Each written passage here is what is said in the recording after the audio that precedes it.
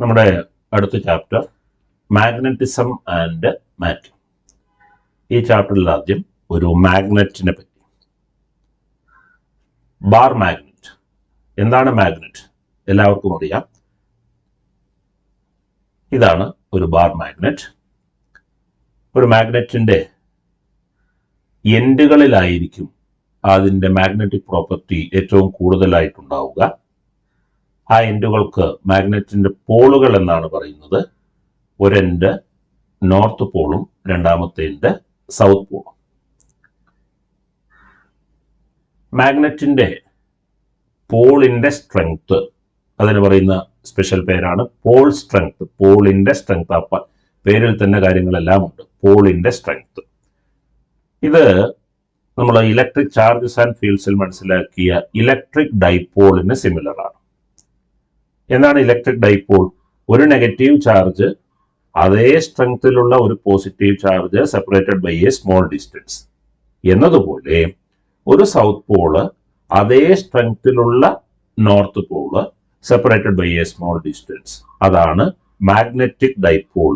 ഇത് electric dipole ആണ്, ഇത് മാഗ്നറ്റിക് ഡൈപോൾ ആണ്. ഇനി ഇലക്ട്രിക് ഡൈപോളിന്റെ ലെങ്ത് എന്നുള്ളത് നെഗറ്റീവ് ചാർജിൽ നിന്നും പോസിറ്റീവ് ചാർജ് വരെയുള്ള ഡിസ്റ്റൻസ് ആണ് ഇലക്ട്രിക് ഡൈപോളിന്റെ ലെങ്ത്. എന്നതുപോലെ ഒരു മാഗ്നറ്റിക് ഡൈപോൾ എന്നുള്ളതിനെ നമ്മൾ സിമ്പിൾ ആയിട്ട് മാഗ്നറ്റ് എന്ന് പറയും. ഒരു മാഗ്നറ്റിന്റെ ലെങ്ത് എന്നുള്ളത് സൗത്ത് പോള് മുതൽ നോർത്ത് പോള് വരെയുള്ള ഡിസ്റ്റൻസ് ആണ്. അവിടെ ശ്രദ്ധിക്കേണ്ട ഒരു കാര്യം, മാഗ്നറ്റിന്റെ അട്രാക്റ്റീവ് അല്ലെങ്കിൽ റിപ്പൾസീവ് പ്രോപ്പർട്ടി, മാഗ്നറ്റിക് പ്രോപ്പർട്ടി കൂടുതലായിട്ട് അനുഭവപ്പെടുന്നത് നേരത്തെ പറഞ്ഞു രണ്ട് എൻഡുകളിലാണ് എന്ന്. ആ രണ്ട് എൻഡുകളാണ് മാഗ്നറ്റിന്റെ പോളുകൾ. ഞാൻ പറഞ്ഞു വരുന്നത്, മാഗ്നറ്റിന്റെ സൗത്ത് പോള് മാഗ്നറ്റിന്റെ ഈ എൻഡിലല്ല കാണപ്പെടുക, എൻഡിൽ നിന്നും കുറച്ച് ഉള്ളിലായിട്ടാണ്. അതുപോലെ തന്നെ നോർത്ത് പോൾ കറക്റ്റ് എൻഡിലല്ല, എക്സാക്ട് എൻഡിലല്ല, എൻഡിൽ നിന്നും കുറച്ച് ഉള്ളിലേക്ക്. അങ്ങനെ വരുമ്പോൾ മാഗ്നറ്റിക് ലെങ്ത്തും മാഗ്നറ്റിന്റെ ആക്ച്വൽ ലെങ്ത്തും തമ്മിൽ കുറച്ച് ഡിഫറൻസ് ഉണ്ടാകും. മാഗ്നറ്റിക് ലെങ്ത് എന്നുള്ളത് കൊണ്ട് ഉദ്ദേശിക്കുന്നത് മാഗ്നറ്റിക് ലെങ്ത് പോളുകൾ തമ്മിലുള്ള ഡിസ്റ്റൻസ് ആണ്. ആക്ച്വൽ ലെങ്ത്, അതിനെ ജിയോമെട്രിക്കൽ ലെങ്ത് എന്ന് പറയും. അത് മാഗ്നറ്റിന്റെ ഒരു എൻഡ് മുതൽ രണ്ടാമത്തെ എൻഡ് വരെയുള്ള ഡിസ്റ്റൻസ് ആണ്. മാഗ്നറ്റിക് ലെങ്ത് ജിയോമെട്രിക് ലെങ്ത്തിനേക്കാൾ ഒരൽപ്പം കുറവായിരിക്കും. എന്നിരുന്നാലും നമ്മൾ മിക്കവാറും എല്ലാ പ്രോബ്ലങ്ങളിലും ഈ ലെങ്ത്തുകൾ തമ്മിലുള്ള, മാഗ്നറ്റിക് ലെങ്ത്തും ജിയോമെട്രിക് ലെങ്ത്തും തമ്മിലുള്ള ഡിഫറൻസ് കൺസിഡർ ചെയ്യാറില്ല. ഓക്കെ, ഇനി നമ്മൾ ഇലക്ട്രിക് ഡൈപോൾ മൊമെന്റ് പറഞ്ഞ പോലെ ഇവിടെ ഉള്ള ക്വാണ്ടിറ്റിയാണ് മാഗ്നറ്റിക് ഡൈപോൾ മൊമെന്റ്. എന്താണ് ഇലക്ട്രിക് ഡൈപോൾ മൊമെന്റ്? എന്തായിരുന്നു ഇലക്ട്രിക് ഡൈപോൾ മൊമെന്റ്? ഇലക്ട്രിക് ഡൈപോളിലെ ഏതെങ്കിലും ഒരു ചാർജിനെ രണ്ട് ചാർജുകൾ തമ്മിലുള്ള ഡിസ്റ്റൻസ് കൊണ്ട് മൾട്ടിപ്ലൈ ചെയ്താൽ കിട്ടുന്നത്. ആ ഡിസ്റ്റൻസ് നമുക്ക് 2r എന്നോ 2a എന്നോ സൗകര്യം പോലെ സിമ്പിൾ കൊടുക്കാം. ഏതെങ്കിലും ഒരു charge into distance between the to charges എന്ന് പറഞ്ഞ പോലെ മാഗ്നറ്റിന്റെ കേസിൽ മാഗ്നറ്റിക് ഡൈപോൾ മൊമെന്റ് പറയുന്നത് ഒരു പോളിന്റെ സ്ട്രെങ്ത്, ഏതെങ്കിലും ഒരു ചാർജിന്റെ ലെങ്ത് സ്ട്രെങ്ത് എന്നുള്ളതിന് പകരം ഒരു പോളിന്റെ strength into distance between the two poles, length of the magnet. Magnetic dipole മൊമെന്റിന്റെ സിമ്പൽ m ആണ്. P ഇൻറ്റു 2l എന്തിന് സിമിലർ? Q ഇൻറ്റു 2a എന്നുള്ളതിന് similar. Electric dipole moment charge strength into length of the dipole. Magnetic dipole moment pole strength into length of the magnet. Electric dipole moment ഒരു vector quantity ആണ്. അതിന്റെ direction negative ചാർജിൽ നിന്നും positive ചാർജിലേക്കാണ് എന്ന് പറഞ്ഞ പോലെ ഒരു മാഗ്നറ്റിന്റെ മാഗ്നറ്റിക് ഡൈപോൾ മൊമെന്റ് ഒരു വെക്റ്റർ ക്വാണ്ടിറ്റിയാണ്. അതിന്റെ ഡയറക്ഷൻ സൗത്ത് പോളിൽ നിന്നും നോർത്ത് പോളിലേക്കാണ്. നെഗറ്റീവ് ചാർജിന് സിമിലർ ആയിട്ടുള്ള പോളാണ് സൗത്ത് പോൾ, പോസിറ്റീവ് ചാർജിന് സിമിലർ ആയിട്ടുള്ള പോളാണ് നോർത്ത് പോൾ. മാഗ്നറ്റിക് ഡൈപോൾ മൊമെന്റിന്റെ direction from south pole to north pole, magnetic dipole moment. Electric dipole moment negative to positive ഉള്ള പോലെ magnetic dipole moment south to north. ഇനി magnetic dipole മൊമെന്റിന്റെ യൂണിറ്റും ഡയമെൻഷനും ഒക്കെ മൂവിംഗ് ചാർജസ് ആൻഡ് മാഗ്നറ്റിസം എന്ന ചാപ്റ്ററിൽ നിന്ന് നമ്മൾ മനസ്സിലാക്കിയതാണ്. Magnetic dipole moment current into area, ഒരു ലൂപ്പിന്റെ മാഗ്നറ്റിക് ഡൈപോൾ മൊമെന്റ്. അതിൽ നിന്ന് നമ്മൾ യൂണിറ്റ് എഴുതുമ്പോൾ ആംപിയർ മീറ്റർ സ്ക്വയർ എന്ന് വരും. നമ്മളിവിടെ പോൾ സ്ട്രെങ്ത് എന്ന ക്വാണ്ടിറ്റിയുടെ യൂണിറ്റ് തപ്പാൻ പോകുന്നു. പോൾ സ്ട്രെങ്ത് ഈക്വേഷൻ അനുസരിച്ച് പോൾ സ്ട്രെങ്ത് എന്നുള്ളത് magnetic dipole moment divided by length ആയി മാറും. മാഗ്നറ്റിക് ഡൈപോൾ മൊമെന്റിന്റെ യൂണിറ്റ് കഴിഞ്ഞ ചാപ്റ്ററിൽ നിന്നും മനസ്സിലാക്കേണ്ടത് ampere metre square divided by ലെങ്ത്തിന്റെ യൂണിറ്റ് മീറ്റർ, ക്യാൻസൽ ചെയ്താൽ ആംപിയർ മീറ്റർ എന്ന് വരും. അതുപോലെ നമുക്ക് ഡയമെൻഷനും കണ്ടെത്താം. മാഗ്നറ്റിക് ഡൈപോൾ മൊമെന്റിന്റെ ഡയറക്ഷൻ മാഗ്നറ്റിക് ഡൈപോൾ മൊമെന്റിന്റെ dimension current into area AL square. അപ്പോൾ പോൾ സ്ട്രെങ്ത്തിന്റെ ഡയമെൻഷൻ എന്ത് വരും? Dimension of pole strength equal to magnetic dipole മൊമെന്റിന്റേത് AL സ്ക്വയർ ഡിവൈഡഡ് ബൈ ലെങ്ത്തിൻ്റെത് L, that is equal to AL. അപ്പൊ ഞാൻ ഈ പറഞ്ഞതിൽ നിന്നും ഈ ഇക്വേഷനിലൂടെ പോൾ സ്ട്രെങ്ത്തിന്റെ യൂണിറ്റും ഡയമെൻഷനും മനസ്സിലാക്കാം. ഈ ഇക്വേഷൻ ഉപയോഗിച്ച് പോൾ സ്ട്രെങ്ത് എന്ന ക്വാണ്ടിറ്റിയുടെ യൂണിറ്റും ഡയമെൻഷനും എഴുതണമെങ്കിൽ ആദ്യം മാഗ്നറ്റിക് ഡൈപോൾ മൊമെന്റിന്റെ യൂണിറ്റും ഡയമെൻഷനും മനസ്സിലാക്കണം. അത് magnetic dipole moment is equal to current into area എന്ന ഫണ്ടമെന്റൽ ഇക്വേഷനിലൂടെ നോക്കിയാൽ മതി. ഓക്കെ, ഇത്രയും കാര്യങ്ങളാണ് ബാർ മാഗ്നറ്റിനെ പറ്റി നമ്മൾ മനസ്സിലാക്കേണ്ടത്. ഓക്കെ, അടുത്തത് magnetic flux lines. Electric charges and ഫീൽഡ്സിൽ ഇലക്ട്രിക് ഫ്ലക്സ് ലൈൻസ് പഠിച്ചിട്ടുണ്ട് എന്നതുപോലെ ഇവിടെ magnetic flux lines. Electric flux lines positive ചാർജിൽ നിന്ന് തുടങ്ങി നെഗറ്റീവ് ചാർജിൽ അവസാനിക്കുന്നു. അതുപോലെ ഇവിടെ പറയുമ്പോൾ മാഗ്നറ്റിക് ഫ്ലക്സ് ലൈൻസ് നോർത്ത് പോളിൽ നിന്ന് തുടങ്ങി സൗത്ത് പോളിൽ അവസാനിക്കുന്നു എന്ന് പറയരുത്. Magnetic flux lines continuous curves ആണ്. നോർത്ത് പോളിൽ നിന്ന് തുടങ്ങി സൗത്ത് പോളിലൂടെ തിരിച്ച് നോർത്ത് പോളിലേക്ക് തന്നെ വരും. കണ്ടിന്യൂസ് കർവ്സ് ആണ്. ഇതിന് കാരണം ഇലക്ട്രിക് ഫ്ലക്സ് ലൈൻസ് കണ്ടിന്യൂസ് അല്ല, പോസിറ്റീവ് ചാർജിൽ നിന്ന് തുടങ്ങി നെഗറ്റീവ് ചാർജിൽ അവസാനിക്കും. അതിന് കാരണം പോസിറ്റീവ് ചാർജ് മാത്രം അവൈലബിൾ ആണ്, നെഗറ്റീവ് ചാർജ് മാത്രം അവൈലബിൾ ആണ് എന്നതുപോലെ നോർത്ത് പോൾ മാത്രം അവൈലബിൾ അല്ല. മാഗ്നറ്റിന് പോൾസ് നോർത്ത് സൗത്ത് ഒരുമിച്ച് എക്സിസ്റ്റ് ചെയ്യൂ. മോണോപോൾ ഒരിക്കലും എക്സിസ്റ്റ് ചെയ്യില്ല. നോർത്ത് പോൾ മാത്രം ഒരിക്കലും ഉണ്ടാവില്ല, സൗത്ത് പോൾ മാത്രം ഒരിക്കലും ഉണ്ടാവില്ല. നോർത്ത് പോൾ ഉണ്ടെങ്കിൽ ആ പരിസരത്ത് എവിടെയെങ്കിലും അതിന്റെ സൗത്ത് പോളും കാണും. അതുകൊണ്ട് മാഗ്നറ്റിക് ഫ്ലക്സ് ലൈൻസ് കണ്ടിന്യൂസ് ആണ്.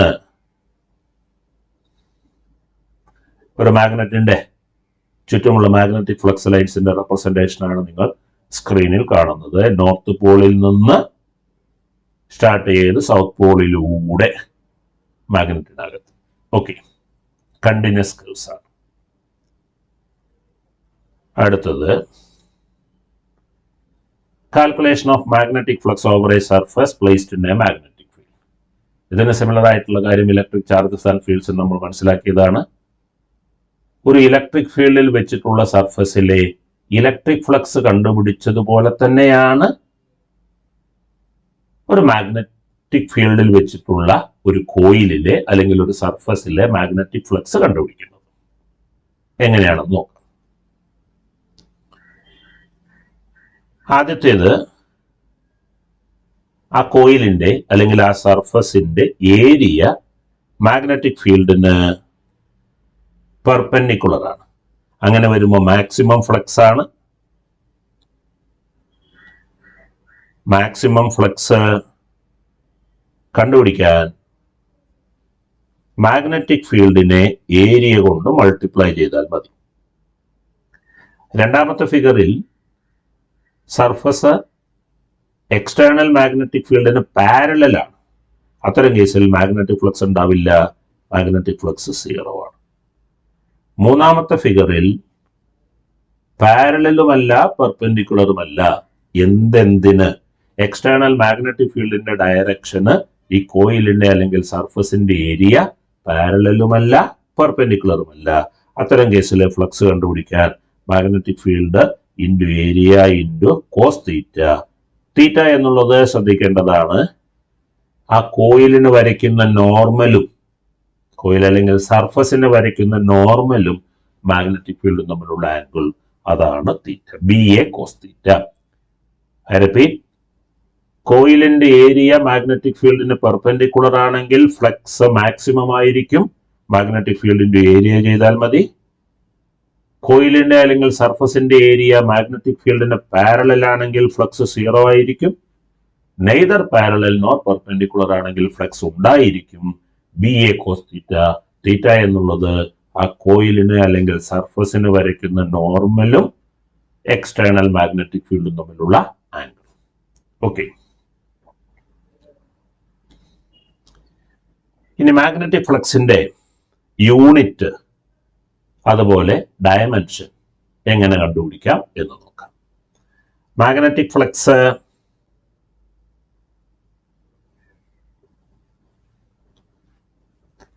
മാഗ്നറ്റിക് ഫീൽഡിനെ ഏരിയ കൊണ്ട് മൾട്ടിപ്ലൈ ചെയ്താൽ കിട്ടും എന്ന് നമ്മൾ നേരത്തെ മനസ്സിലാക്കി. യൂണിറ്റ് എഴുതാൻ magnetic field, magnetic flux density unit weber per metre square, നമ്മൾ ടെസ്ല എന്ന് പറയുന്നത് weber per metre square into area metre square. Metre square cancel ചെയ്ത് പോയി, വെബർ. മാഗ്നറ്റിക് ഫ്ലക്സിന്റെ യൂണിറ്റ് വെബർ. അത് നമുക്ക് ടെസ്ല മീറ്റർ സ്ക്വയർ എന്നും പറയാം. മാഗ്നറ്റിക് ഫീൽഡിന്റെ tesla into metre square. Tesla metre square എന്നുള്ളത് എന്തിന് ഇക്വലന്റ് ആണ്? വെബറിന് ഇക്വലന്റ് ആണ്. മാഗ്നറ്റിക് ഫ്ലക്സിന്റെ യൂണിറ്റ് വെബർ. അതുപോലെ ഇനി മാഗ്നറ്റിക് ഫ്ലക്സിന്റെ ഡയമെൻഷൻ കണ്ടെത്താം. എങ്ങനെ കണ്ടെത്താം? മാഗ്നറ്റിക് ഫീൽഡിന്റെ ഡയമെൻഷൻ ഇൻറ്റു ഏരിയയുടെ ഡയമെൻഷൻ. മാഗ്നറ്റിക് ഫീൽഡിന്റെ ഡയമെൻഷൻ കണ്ടെത്താൻ നമ്മൾ ഫോളോ ചെയ്യേണ്ട ഇക്വേഷൻ, മൂവിംഗ് ചാർജസ് ആൻഡ് മാഗ്നറ്റിസത്തിൽ നമ്മൾ മനസ്സിലാക്കിയ പോലെ F equal to QVB sin theta അല്ലെങ്കിൽ F is equal to ILB sin theta. ഈ രണ്ട് ഇക്വേഷനിൽ ഏതെങ്കിലും ഒരു ഇക്വേഷനിലൂടെ മാഗ്നറ്റിക് ഫീൽഡിന്റെ ഡയമെൻഷൻ എഴുതാം. നമ്മൾ F equal to ILB sin theta എന്ന ഇക്വേഷനെ റീഅറേഞ്ച് ചെയ്യുമ്പോൾ B is equal to force divided by current into length എന്ന് വരും. യൂണിറ്റിന്റെയും ഡയമെൻഷന്റെയും കാര്യം പറയുമ്പോൾ sine theta, cos theta, tan theta ഇവയൊന്നും മൈൻഡ് ചെയ്യണം. So magnetic field equal to force by current into length.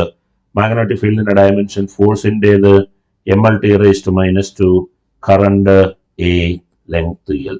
Simplify ചെയ്താൽ മാഗ്നറ്റിക് ഫീൽഡിന്റെ ഡയമെൻഷൻ കിട്ടി. അതിനെ ഏരിയയുടെ ഡയമെൻഷൻ കൊണ്ട് മൾട്ടിപ്ലൈ ചെയ്താൽ മാഗ്നറ്റിക് ഫ്ലക്സിന്റെ ഡയമെൻഷനും കിട്ടി. ഓക്കെ,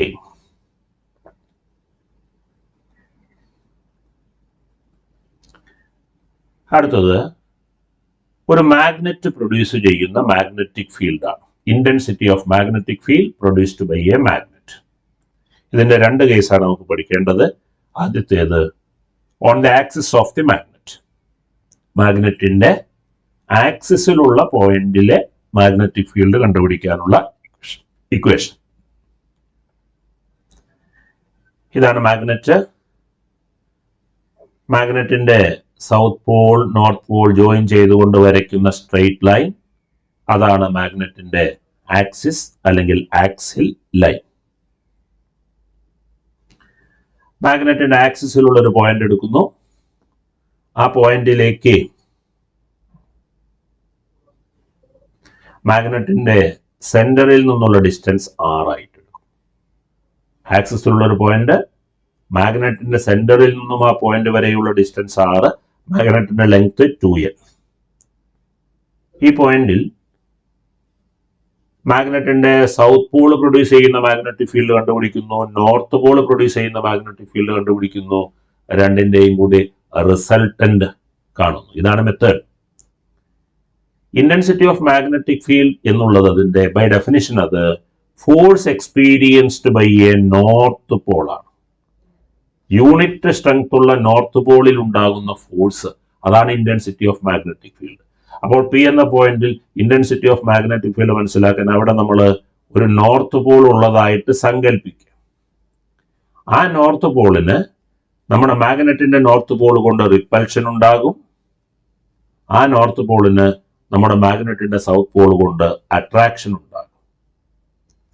റെഡ് കളർ കൊണ്ട് കാണിച്ചത് മാഗ്നറ്റിന്റെ നോർത്ത് പോൾ കൊണ്ടുള്ള ഫീൽഡിന്റെ ഡയറക്ഷൻ, ബ്ലൂ കളർ കൊണ്ട് കാണിച്ചത് മാഗ്നറ്റിന്റെ സൗത്ത് പോൾ കൊണ്ടുള്ള ഫീൽഡിന്റെ ഡയറക്ഷൻ. ഈ രണ്ടെണ്ണത്തിന്റെ റിസൾട്ടന്റ് ഇത് രണ്ടും ഓപ്പോസിറ്റ് ആണ്.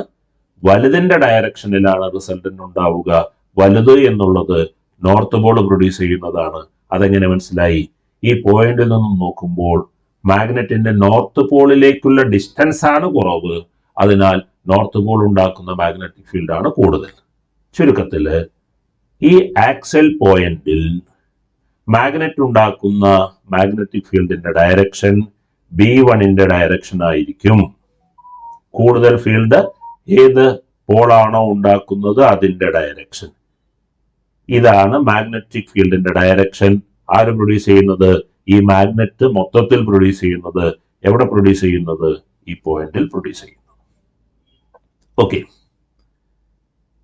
മാഗ്നറ്റിക് ഫീൽഡ് കണ്ടുപിടിക്കാനുള്ള ഇക്വേഷൻ, മാഗ്നിറ്റ്യൂഡ് കണ്ടെത്താനുള്ള ഇക്വേഷൻ ആണ് μ0/4π 2mr ഡിവൈഡഡ് ബൈ r² - l² all square എന്ന ഇക്വേഷൻ. എം എന്താണ്? Magnetic dipole moment. എങ്ങനെ കിട്ടും? Pole strength into length. R നേരത്തെ പറഞ്ഞു, എല്ലും പറഞ്ഞു. ഇനി നമ്മൾ ഇലക്ട്രിക് ചാർജസ് ആൻഡ് ഫീൽഡ്സിലൊക്കെ പറഞ്ഞ പോലെ നമ്മൾ കൺസിഡർ ചെയ്ത പോയിന്റിലേക്കുള്ള ഡിസ്റ്റൻസ് വളരെ കൂടുതലും മാഗ്നറ്റിന്റെ ലെങ്ത് വളരെ കുറവുമാണെങ്കിൽ, മിക്കവാറും കേസിൽ നമ്മളോട് ചോദിക്കുന്ന പ്രോബ്ലംസിലൊക്കെ അങ്ങനെ ആയിരിക്കും. ഷോർട്ട് മാഗ്നറ്റിന്റെ ലെങ്ത് കുറവാണ്, മാഗ്നറ്റിക് ഫീൽഡ് കണ്ടുപിടിക്കാനുള്ള പോയിന്റിലേക്കുള്ള ഡിസ്റ്റൻസ് കൂടുതൽ. അത്തരം കേസിൽ ഉപയോഗിക്കേണ്ട ഇക്വേഷൻ ആണ് μ0/4π 2m/r³ എന്നുള്ളത്. μ0/4π 2m/r³. ഇത് ഒറിജിനൽ ഇക്വേഷൻ. ഇത് ഷോർട്ട് മാഗ്നറ്റിന്റെ കേസിൽ ഉപയോഗിക്കേണ്ട ഇക്വേഷൻ. അടുത്തത് വളരെ പ്രധാനപ്പെട്ട ഒരു പോയിന്റ് ആണ്.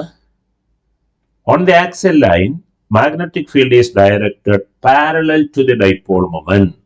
നമ്മൾ നേരത്തെ മാഗ്നറ്റിക് ഫീൽഡിന്റെ ഡയറക്ഷൻ മനസ്സിലാക്കി. പി എന്ന പോയിന്റിൽ മാഗ്നറ്റ് ഇങ്ങനെയാണ് അറേഞ്ച് ചെയ്തിരിക്കുന്നത് എങ്കിൽ ഈ ഡയറക്ഷനിലാണ് മാഗ്നറ്റിക് ഫീൽഡ്. ഇനി മാഗ്നറ്റിക് ഡൈപോൾ മൊമെന്റിന്റെ ഡയറക്ഷൻ നോക്കണം. മാഗ്നറ്റിക് ഡൈപോൾ മൊമെന്റിന്റെ ഡയറക്ഷൻ നോക്കാൻ നമ്മൾ നേരത്തെ മനസ്സിലാക്കി, സൗത്ത് പോളിൽ നിന്ന് നോർത്ത് പോളിലേക്ക്. ഇതാണ് മാഗ്നറ്റിക് ഡൈപോൾ മൊമെന്റിന്റെ ഡയറക്ഷൻ. ഇത് രണ്ടും കമ്പയർ ചെയ്താൽ മാഗ്നറ്റിക് ഡൈപോൾ മൊമെന്റിന്റെയും മാഗ്നറ്റിക് ഫീൽഡിന്റെയും ഡയറക്ഷൻ കമ്പയർ ചെയ്താൽ അത് രണ്ടും സെയിം ആണെന്ന് മനസ്സിലാക്കാം. അതാണ് ഈ point. At any point on the axis of a magnetic dipole moment and the magnetic field are in the same direction. They are parallel to each other. അടുത്തത് magnetic field produced by a magnet on the perpendicular bisect. ഇതാണ് magnet. മാഗ്നറ്റിന്റെ perpendicular ബൈസെക്ടറിലുള്ള ഒരു point. നമ്മൾ നേരത്തെ മനസ്സിലാക്കിയ പോലെ മാഗ്നറ്റിന്റെ സൗത്ത് പോൾ ഉണ്ടാക്കുന്ന ഫീൽഡ് കണ്ടുപിടിക്കുന്നു. ഇവിടെ ഒരു നോർത്ത് പോൾ നമ്മൾ ഇമാജിൻ ചെയ്യണം. ആ നോർത്തും സൗത്തും തമ്മിൽ അട്രാക്ഷൻ ആണ് ഇങ്ങോട്ട്. ആ നോർത്തും മാഗ്നറ്റിന്റെ നോർത്തും തമ്മിൽ റിപ്പൽഷൻ ആണ് ഇങ്ങോട്ട്. ബൈസെക്ടറിലുള്ള ഒരു പോയിന്റ് ആയതിനാൽ നോർത്ത് പോളിൽ നിന്നുള്ള ഡിസ്റ്റൻസും സൗത്ത് പോളിൽ നിന്നുള്ള ഡിസ്റ്റൻസും സെയിം ആയിരിക്കും. എന്ന് പറഞ്ഞാൽ നോർത്ത് പോൾ ഉണ്ടാക്കുന്ന മാഗ്നറ്റിക് ഫീൽഡും സൗത്ത് പോൾ ഉണ്ടാക്കുന്ന മാഗ്നറ്റിക് ഫീൽഡും ഒരേ മാഗ്നിറ്റ്യൂഡിൽ വരും. പക്ഷെ രണ്ടും തമ്മിൽ സെയിം ഡയറക്ഷനിലല്ല, ഓപ്പോസിറ്റ് ഡയറക്ഷനിലുമല്ല, ഇൻക്ലൈൻഡ് ആയിരിക്കും. B1 അതുപോലെ B2 സെയിം മാഗ്നിറ്റ്യൂഡ് ആണ്. അതിന്റെ റിസൾട്ടന്റ് നമ്മൾ കണ്ടുപിടിക്കുമ്പോൾ റിസൾട്ടന്റ് ഈ ഡയറക്ഷനിൽ വരും. അത് മാഗ്നറ്റിന്റെ ലെങ്ത്തിന് പാരലൽ ആയിരിക്കും. Total field at this point. ആ ഫീൽഡിന്റെ മാഗ്നിറ്റ്യൂഡ് കണ്ടുപിടിക്കാനുള്ള equation mu 0 by 4 pi m divided by r square plus l square all raised to 3/2. Perpendicular ബൈസെക്ടറിൽ അഥവാ ഇക്വറ്റോറിയൽ ലൈനിലുള്ള ഫീൽഡിന്റെ മാഗ്നിറ്റ്യൂഡ് കണ്ടെത്താനുള്ള ഇക്വേഷൻ. അതിന്റെ ഡയറക്ഷനാണ് ഞാൻ ഈ വരച്ചു കാണിച്ചത്. ഡയറക്ഷനിലേക്ക് പോകുന്നതിന് മുന്നേ നമ്മൾ നേരത്തെ മനസ്സിലാക്കിയ പോലെ ഷോർട്ട് മാഗ്നറ്റിന്റെ കേസിൽ മാഗ്നറ്റിന്റെ ലെങ്ത് വളരെ കുറവും distance കൂടുതലുമാകുമ്പോൾ mu 0 by 4 pi m by r cube ആണ്. ഇനി ഡൈപോൾ മൊമെന്റിന്റെ ഡയറക്ഷനും മാഗ്നറ്റിക് ഫീൽഡിന്റെ ഡയറക്ഷനും തമ്മിലുള്ള കമ്പാരിസൺ നടത്തിയാൽ magnetic field is directed anti parallel to dipole moment. Dipole മൊമെന്റിന് ആന്റി പാരലൽ ആയിരിക്കും. ഡൈപോൾ മൊമെന്റ് എങ്ങോട്ടാ? സൗത്തിൽ നിന്ന് നോർത്തിലേക്ക്. ഇതാണ് ഡൈപോൾ മൊമെന്റിന്റെ ഡയറക്ഷൻ. ലെങ്ത്തിന് പാരലൽ ആയിട്ട് സൗത്ത് ടു നോർത്ത്. മാഗ്നറ്റിക് ഫീൽഡോ ലെങ്ത്തിന് പാരലൽ ആയിട്ട് മാഗ്നറ്റിക് ഡൈപോൾ മൊമെന്റിന്റെ ഓപ്പോസിറ്റ് ഡയറക്ഷനിൽ ആന്റി പാരലൽ ആണ്. പെർപെൻഡിക്കുലർ ബൈസെക്ടറിലെ ഏത് പോയിന്റ് എടുത്താലും മാഗ്നറ്റിക് ഫീൽഡും ഡൈപോൾ മൊമെന്റും ഓപ്പോസിറ്റ് ഡയറക്ഷനിലായിരിക്കും. ആക്സിസിലുള്ള ഏത് പോയിന്റ് എടുത്താലും അത് രണ്ടും ഒരേ ഡയറക്ഷനിലും ആയിരിക്കും. ഓക്കെ, അടുത്തത് ഒരു മാഗ്നറ്റിനെ കട്ട് ചെയ്യും. ഒരു മാഗ്നറ്റിനെ കട്ട് ചെയ്താൽ എന്താണ് സംഭവിക്കുക? ആദ്യത്തേത് കട്ടിങ് അലോങ് ദി ലെങ്ത്. മാഗ്നറ്റിനെ നമ്മൾ കട്ട് ചെയ്യുന്നത് ലെങ്ത് വൈസ് ആയിട്ടാണ്.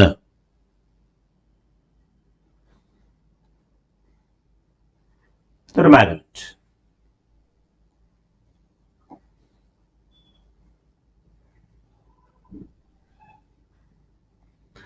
ഈ മാഗ്നറ്റ് ബിഫോർ കട്ടിങ് അതിന്റെ magnetic dipole moment pole strength into length.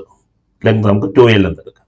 Cut ചെയ്യുന്നതിന് മുന്നേയുള്ള dipole moment pole strength into length. ഇനി ഈ സ്ക്രീനിൽ കാണുന്ന പോലെ കട്ട് ചെയ്താൽ ലെങ്ത് വൈസ് ആയിട്ട് കട്ട് ചെയ്യുന്നു. കട്ട് ചെയ്താൽ രണ്ട് പീസുകളാകും. ഒന്നാമത്തെ പീസിന്റെ പോൾ സ്ട്രെങ്ത് ആദ്യത്തേതിന്റെ പകുതി, രണ്ടാമത്തെ പീസിന്റെ പോൾ സ്ട്രെങ്ത്തും ആദ്യത്തേതിന്റെ പകുതി, p/2 ഈച്ച്. ഒന്നാമത്തെ പീസിന്റെ ലെങ്ത് ഒറിജിനൽ മാഗ്നറ്റിന്റെ ലെങ്ത് തന്നെയാണ്. രണ്ടാമത്തെ പീസിന്റെ ലെങ്ത്തും ഒറിജിനൽ മാഗ്നറ്റിന്റെ ലെങ്ത് ആണ്. അപ്പോൾ ലെങ്ത് വൈസ് ആയിട്ട് കട്ട് ചെയ്യുമ്പോൾ, കട്ട് അലോങ് ദി ലെങ്ത് ആകുമ്പോൾ പോൾ സ്ട്രെങ്ത് പകുതിയാകുന്നു, പക്ഷേ ലെങ്ത്തിൽ യാതൊരു മാറ്റവും വരുന്നില്ല. പുതിയ dipole moment of each piece രണ്ട് ഐഡന്റിക്കൽ പീസുകളാണ്. അപ്പോൾ ഒന്നാമത്തെ പീസിന്റെയും രണ്ടാമത്തെ പീസിന്റെയും ഡൈപോൾ മൊമെന്റ് സെയിം ആയിരിക്കും. ഒരു പീസിന്റെ ഡൈപോൾ മൊമെന്റ് പുതിയ പോൾ സ്ട്രെങ്ത് കട്ട് ചെയ്തതിന് ശേഷമുള്ള പോൾ സ്ട്രെങ്ത് അത് പഴയതിന്റെ പകുതി ഇൻറ്റു പുതിയ ലെങ്ത് അത് പഴയ ലെങ്ത്തിന് തുല്യം. എന്താണ് p/2L? കട്ട് ചെയ്യുന്നതിന് മുന്നേയുള്ള ഡൈപോൾ മൊമെന്റ് m/2 എന്ന് വരും. ചുരുക്കത്തിൽ ഒരു മാഗ്നറ്റിനെ ലെങ്ത് വൈസ് ആയിട്ട് രണ്ട് ഈക്വൽ പീസുകളാക്കി കട്ട് ചെയ്താൽ പോൾ സ്ട്രെങ്ത് ഒറിജിനൽ മാഗ്നറ്റിന്റെ പകുതിയായിരിക്കും. മാഗ്നറ്റിക് ഡൈപോൾ മൊമെന്റും ഒറിജിനൽ മാഗ്നറ്റിന്റെ പകുതിയായിരിക്കും. ലെങ്ത് വൈസ് ആയിട്ട് കട്ട് ചെയ്താൽ മാഗ്നറ്റിക് ഡൈപോൾ മൊമെന്റ് പകുതിയാകുന്നു ഒരു പീസിൻ്റെത്. ഇതിന് കാരണം പോൾ സ്ട്രെങ്ത് പകുതിയാകുന്നതാണ്. പോൾ സ്ട്രെങ്ത് പകുതിയാകുന്ന കാരണത്താൽ ഒരു പീസിന്റെ മാഗ്നറ്റിക് ഡൈപോൾ മൊമെന്റ് ഒറിജിനൽ മാഗ്നറ്റിന്റെ ഡൈപോൾ മൊമെന്റിന്റെ പകുതിയാണ്. ഇനി മാഗ്നറ്റിന്റെ രണ്ടാമത് തരം cutting of a magnet perpendicular to the length. ലെങ്ത്തിന് പെർപെൻഡിക്കുലർ ആയിട്ട് കട്ട് ചെയ്യുന്നു. ഇങ്ങനെ കട്ട് ചെയ്യുന്നു. ലെങ്ത്തിന് പെർപെൻഡിക്കുലർ ആയിട്ട് കട്ട് ചെയ്യുന്നതിന് മുന്നേയുള്ള dipole moment pole strength into length. രണ്ട് ഈക്വൽ പീസുകളായി കട്ട് ചെയ്തു. ഇങ്ങനെ കട്ട് ചെയ്താൽ ഇവിടെ പോൾ സ്ട്രെങ്ത്തിൽ മാറ്റം വരുന്നില്ല. ഒരു നോർത്ത് പോളും ഒരു സൗത്ത് പോളും എക്സ്ട്രാ ഉണ്ടാകുന്നു എന്ന് മാത്രം. പോൾ സ്ട്രെങ്ത്തിൽ യാതൊരു മാറ്റവും വരുന്നില്ല.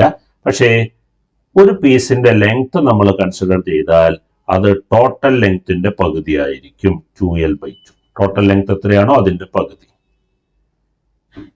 ഒരു പീസിന്റെ മാഗ്നറ്റിക് ഡൈപോൾ മൊമെന്റ് കട്ട് ചെയ്തതിന് ശേഷം കിട്ടുന്ന ഒരു പീസിന്റെ മാഗ്നറ്റിക് ഡൈപോൾ മൊമെന്റ്. പുതിയ പോൾ സ്ട്രെങ്ത് അത് പഴയത് തന്നെ, മാറ്റമില്ല. പുതിയ ലെങ്ത് എന്നുള്ളത് പഴയ ലെങ്ത്തിന്റെ പകുതി.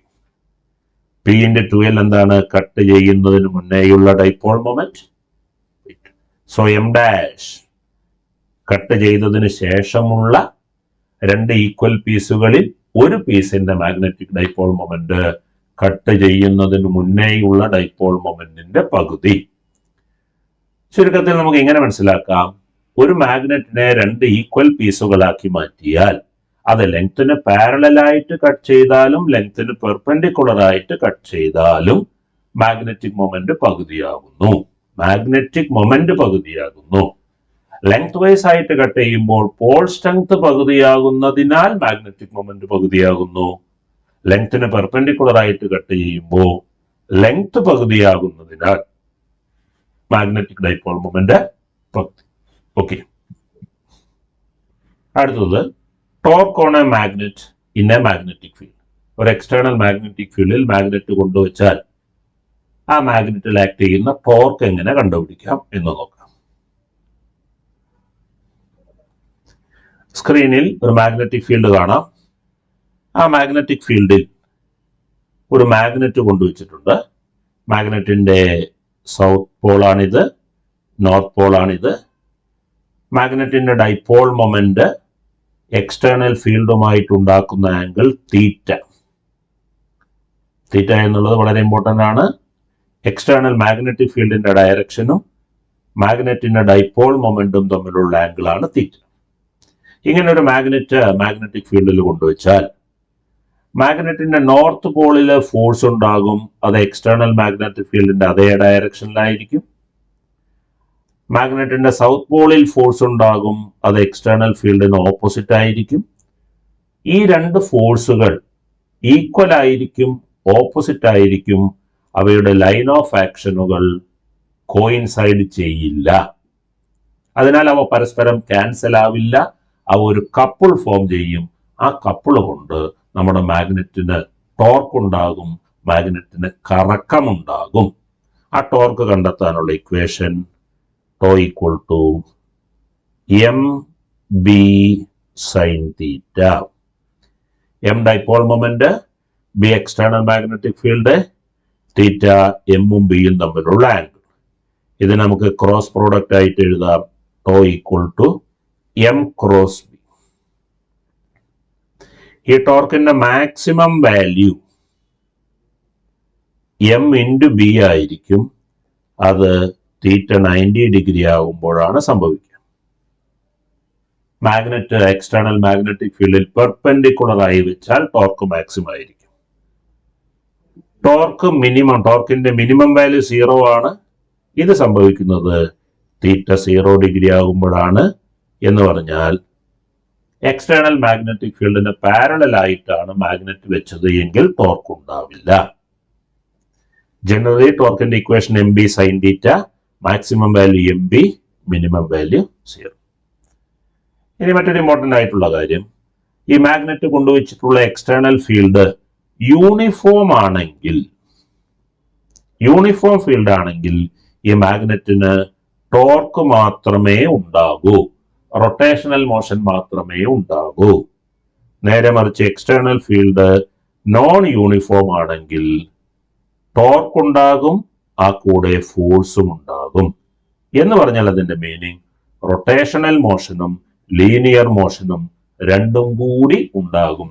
എക്സ്റ്റേണൽ ഫീൽഡ് നോൺ യൂണിഫോം ആണെങ്കിൽ. യൂണിഫോം ആണെങ്കിൽ റൊട്ടേഷണൽ മോഷൻ മാത്രം, ട്രാൻസ്ലേറ്ററി മോഷൻ ഇല്ല. നോൺ യൂണിഫോം ആണെങ്കിൽ rotational motion plus translational motion. Okay,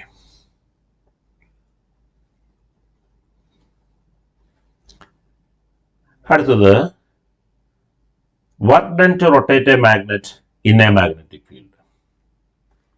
നമുക്കറിയാം, ഒരു മാഗ്നറ്റിക് ഫീൽഡിൽ കൊണ്ടുവച്ചാൽ ഡൈപോൾ മൊമെന്റും എക്സ്റ്റേണൽ ഫീൽഡും തമ്മിലുള്ള ആംഗിള് 0 അല്ലെങ്കിൽ ആ മാഗ്നറ്റിന് ടോർക്ക് ഉണ്ടാകും, റൊട്ടേഷൻ ഉണ്ടാകും. അങ്ങനെ റൊട്ടേഷൻ ഉണ്ടായാൽ ആ മാഗ്നറ്റ് വന്ന് അലൈൻ ചെയ്യുന്നത് എക്സ്റ്റേണൽ മാഗ്നറ്റിക് ഫീൽഡിന്റെ ഡയറക്ഷനിലായിരിക്കും.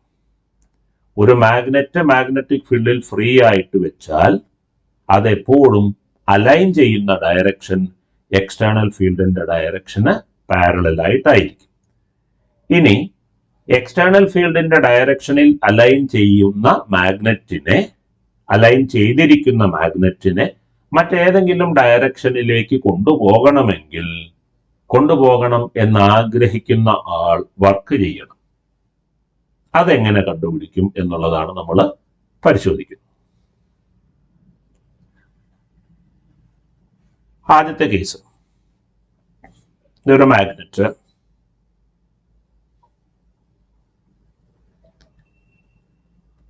മാഗ്നറ്റിന്റെ സൗത്ത് പോള്, മാഗ്നറ്റിന്റെ നോർത്ത് പോള്.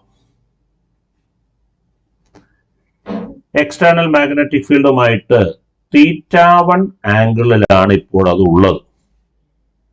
ഞാൻ ആ അവസ്ഥയിൽ നിന്നും ആ മാഗ്നറ്റിനെ റൊട്ടേറ്റ് ചെയ്ത്, മാഗ്നറ്റിന്റെ സൗത്ത് പോളാണ്, മാഗ്നറ്റിന്റെ നോർത്ത് പോളാണ്, നേരത്തെ θ1 ആംഗിളാണ് മാഗ്നറ്റിക് ഫീൽഡുമായിട്ട് ഉണ്ടാക്കിയിരുന്നത്. അതിനെ ഞാൻ റൊട്ടേറ്റ് ചെയ്ത് θ2 ആംഗിളിലേക്ക് കൊണ്ടുപോകുന്നു. θ1 ആംഗിൾ ഉള്ള അവസ്ഥയിൽ നിന്ന് θ2 ആംഗിളിലേക്ക് കൊണ്ടുപോകുന്നു. അതിനായി ഞാൻ ചെയ്യേണ്ട വർക്ക് കണ്ടുപിടിക്കാനുള്ള equation mb into cos θ1 minus cos θ2. രണ്ടാമത്തെ കേസ് ശ്രദ്ധിക്കൂ. നമ്മുടെ മാഗ്നറ്റ് എക്സ്റ്റേണൽ മാഗ്നറ്റിക് ഫീൽഡിന്റെ ഡയറക്ഷനിലാണ് ഉള്ളത്. ആ അവസ്ഥയിൽ നിന്നും നമ്മുടെ മാഗ്നറ്റിനെ എക്സ്റ്റേണൽ ഫീൽഡുമായിട്ട് θ ആംഗിൾ ഉണ്ടാക്കുന്ന അവസ്ഥയിലേക്ക് കൊണ്ടുപോകുന്നു. ഇതിനായി ചെയ്യേണ്ട വർക്ക് കണ്ടുപിടിക്കാനുള്ള equation mb into 1 minus cos θ. ആദ്യത്തേത് θ1 ആംഗിളിൽ നിന്ന് θ2വിലേക്ക് mb into cos θ1 minus cos θ2. രണ്ടാമത്തേത് മാഗ്നറ്റിക് ഫീൽഡിന്റെ ഡയറക്ഷനിൽ നിന്നും θ ആംഗിളിലേക്ക് mb into 1 minus cos θ. Okay,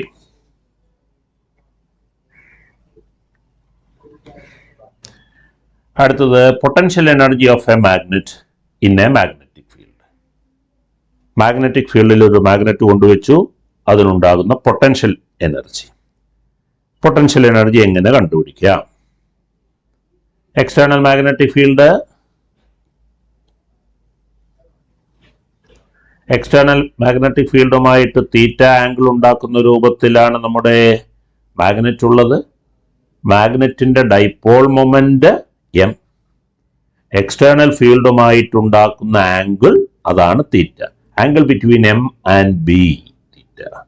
ഈ അവസ്ഥയിൽ അതിന്റെ പൊട്ടൻഷ്യൽ എനർജി കണ്ടുപിടിക്കാനുള്ള equation minus mb cos θ. Vector ഫോമിൽ അത് മൈനസ് m ഡോട്ട് ബി എന്ന് എഴുതാം. m dot B minus mb cos θ. Potential എനർജിയുടെ maximum value m into B ആണ്, പോസിറ്റീവ് mb. അത് സംഭവിക്കുന്നത് θ 180 ഡിഗ്രി ആകുമ്പോഴാണ്. പൊട്ടൻഷ്യൽ എനർജിയുടെ minimum value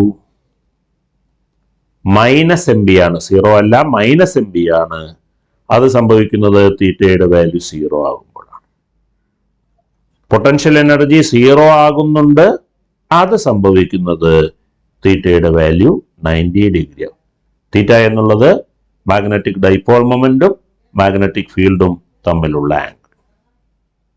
okay, minus mb cos θ, maximum positive mb, minimum negative mb.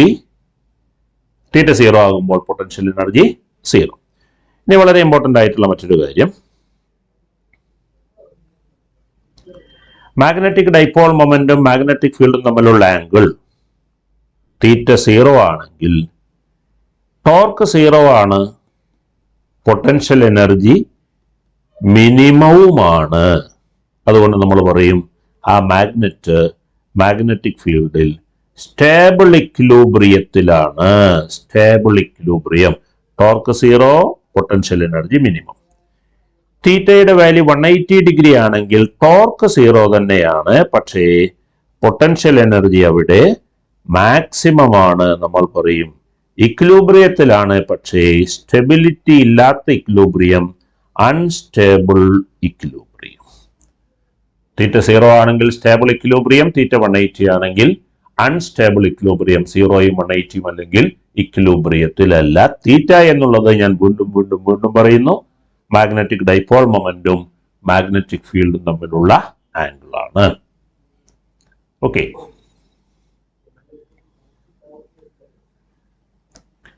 ഇനി ഒരു മാഗ്നറ്റിനെ നമ്മൾ ബെൻഡ് ചെയ്താൽ ആ മാഗ്നറ്റിന്റെ പ്രോപ്പർട്ടിയിൽ എന്തെല്ലാം മാറ്റങ്ങൾ വരും നോക്കാം. ഒരു മാഗ്നറ്റിന്റെ പോൾ സ്ട്രെങ്ത്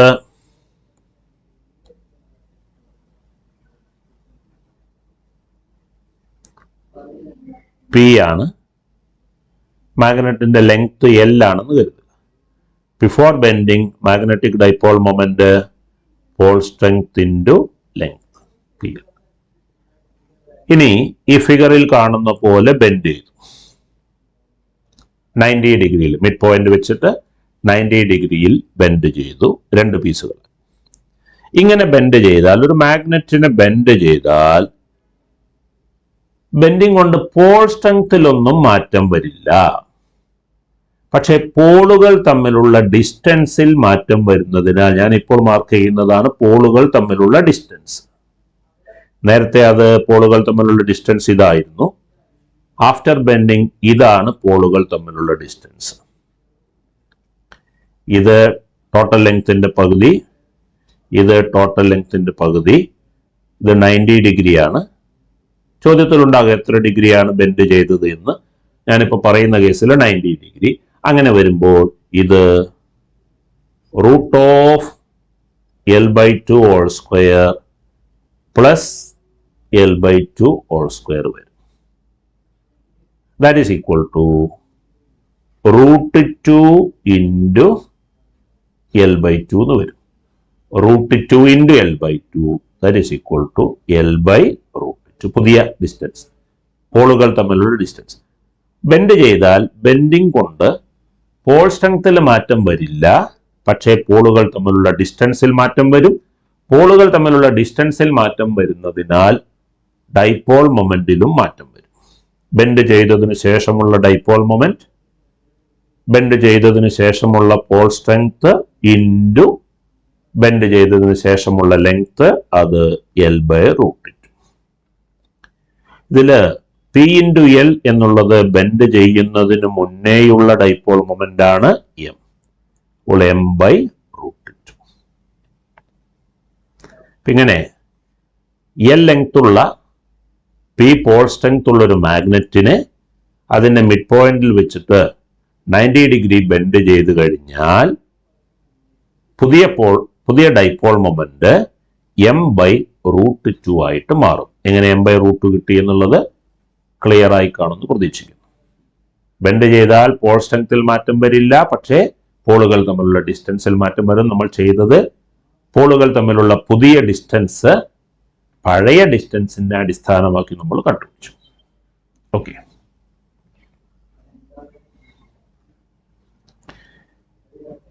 വീണ്ടും ബെൻഡിങ് ഓഫ് എ മാഗ്നറ്റ് ശ്രദ്ധിക്കുക. ഒരു മാഗ്നറ്റ് പോൾ സ്ട്രെങ്ത് P,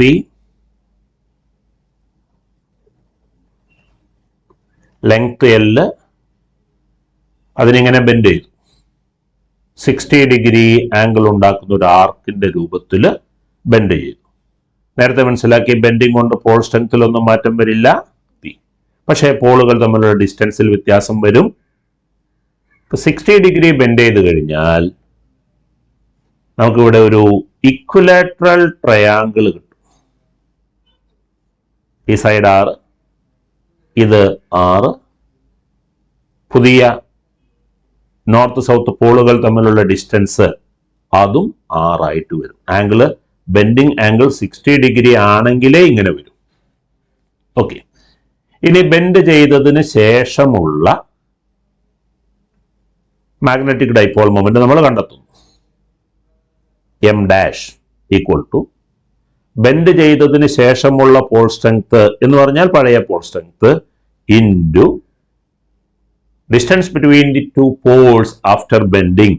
അത് നമ്മൾ ഡിസ്കസ് ചെയ്യുന്ന കേസിൽ 60 ഡിഗ്രി ബെൻഡ് ചെയ്തതായതുകൊണ്ട് ഒരു ആർക്കിന്റെ രൂപത്തിലാണ് ബെൻഡ് ചെയ്തത്, 60 ഡിഗ്രി ആംഗിൾ ഉണ്ടാക്കുന്ന ആർക്ക്, അതായതുകൊണ്ട് ഡിസ്റ്റൻസ് r എന്ന് വരും, equal to radius of the circle. Okay, ഇനി ഈ ആർക്കിന്റെ ലെങ്ത് 60 ഡിഗ്രി എന്നുള്ളത് 1/6 ഓഫ് എ ഫുൾ സർക്കിൾ ആണ്. ഒരു ഫുൾ സർക്കിളിന്റെ 1/6. എങ്ങനെ കിട്ടും 1/6 എന്നുള്ളത്? 60 ഡിവൈഡഡ് ബൈ 360 ചെയ്ത് നോക്കിയാൽ മതി, 1/6. അപ്പൊ ഇതിന്റെ ലെങ്ത് ടോട്ടൽ ലെങ്ത്തിന്റെ 1/6 ആണ്. അതായത് ആ റേഡിയസ് ഉള്ള സർക്കിളിന്റെ രൂപത്തിൽ ബെൻഡ് ചെയ്താൽ 2πr ആണ് വരിക, സർക്കിളിന്റെ മൊത്തം ലെങ്ത് പെരിമീറ്റർ. അതിന്റെ 1/6 ആണ് ഇവിടെ നമ്മുടെ മാഗ്നറ്റിന്റെ ലെങ്ത്. മാഗ്നറ്റിന്റെ ലെങ്ത് നമ്മൾ എല്ലായിട്ടല്ലേ എടുത്തത്. അപ്പോൾ 2πr/6 ആണ് ബെൻഡ് ചെയ്യുന്നതിന് മുന്നേയുള്ള മാഗ്നറ്റിന്റെ ലെങ്ത്, 2πr/6. ഓക്കെ, അതിൽ നിന്ന് നമ്മൾ 6 കണ്ടെത്തുന്നു. r ഈക്വൽ ടു 2/6 ക്യാൻസൽ ചെയ്തു, 3l ഡിവൈഡഡ് ബൈ π. ഒന്നുകൂടി, എൽ ലെങ്ത് ഉള്ള മാഗ്നറ്റ് ആണ്, അതിനെ ഒരു ആർക്കിന്റെ രൂപത്തിൽ ബെൻഡ് ചെയ്തു. ആർക്ക് സബ്റ്റൻഡ് ചെയ്യുന്ന ആംഗിൾ 60 ഡിഗ്രിയാണ്. അങ്ങനെയാണെങ്കിൽ നമ്മുടെ മാഗ്നറ്റിന്റെ ലെങ്ത്തും ബെൻഡ് ചെയ്ത സർക്കിളിന്റെ റേഡിയസും തമ്മിലുള്ള റിലേഷൻ ഇങ്ങനെയാണ് വരിക, 2πr/6 equal to length of the magnet. അതിൽ നിന്നും radius of the circle, radius of the arc 3l/π. ഇനി പുതിയ dipole moment P into R ആണ്. P ഇൻറ്റു ആർ എന്നുള്ളത് 3l divided by π. That is equal to 3/π into PL, which is equal to 3/π into PL എന്നുള്ളത് എന്താണ്? Bend ചെയ്യുന്നതിന് മുന്നേയുള്ള magnetic dipole moment. Before bending magnetic dipole moment, P into L, pole strength into length before bending. After bending, magnetic dipole moment is equal to 3m divided by 4π. വളരെ important ആയിട്ടുള്ള problem, പലതവണ എക്സാമിന് ചോദിച്ചതാണ്. ഈ 60 degree എന്നുള്ളതിന് പകരം 120 degree, 30 degree അങ്ങനെയും questions വരാൻ സാധ്യതയുണ്ട്. വന്നാൽ ഈ മെത്തേഡിൽ ചെയ്യണം. ഓക്കെ, ഇവിടെ 60 ഡിഗ്രി ആയതുകൊണ്ട് പോളുകൾ തമ്മിലുള്ള ഡിസ്റ്റൻസ് ആർക്കിന്റെ റേഡിയസ് അല്ലെങ്കിൽ സർക്കിളിന്റെ റേഡിയസിന് ഈക്വൽ ആണെന്ന് മനസ്സിലാക്കി. M dash equal P into r. അടുത്ത സ്റ്റെപ്പിൽ വേണ്ടത് റേഡിയസും മാഗ്നറ്റിന്റെ ലെങ്ത്തും തമ്മിലുള്ള റിലേഷനാണ്. മാഗ്നറ്റ് ഇതാ ഞാനിപ്പോൾ ബെൻഡ് ചെയ്ത് വെച്ചിട്ടുണ്ട്, അത് 1/6 ഓഫ് എ സർക്കിളാണ്. 1/6 എന്ന് മനസ്സിലാക്കിയത് ഇങ്ങനെ. ഒരു ഫുൾ സർക്കിൾ ആണെങ്കിൽ ലെങ്ത് 2πr ആണ്. 1/6 ഓഫ് എ സർക്കിൾ ആയതുകൊണ്ട് length 2πr/6. 2πr/6 equal to L. 6 കണ്ടെത്തുന്നു. 6ന്റെ വാല്യൂ ഇവിടെ കൊണ്ട് സബ്സ്റ്റിറ്റ്യൂട്ട് ചെയ്യുന്നു, റീഅറേഞ്ച് ചെയ്യുന്നു. അതിൽ P ഇൻറ്റു എല്ലിനെ വരുത്തി P ഇൻറ്റു എല്ലിന് പകരം ഇനീഷ്യൽ ഡൈപോൾ മൊമെന്റ് എന്ന് സബ്സ്റ്റിറ്റ്യൂട്ട് ചെയ്യും. ഓക്കെ,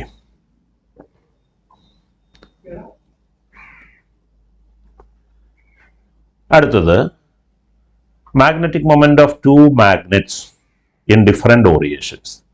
2 മാഗ്നറ്റിനെ പല വിധത്തിൽ അറേഞ്ച് ചെയ്യുന്നു. ഫിഗർ നോക്കുക, സ്ക്രീനിൽ നോക്കുക. ആദ്യ ഫിഗറിൽ 2 മാഗ്നറ്റുകൾ perpendicular ആയിട്ടാണുള്ളത്.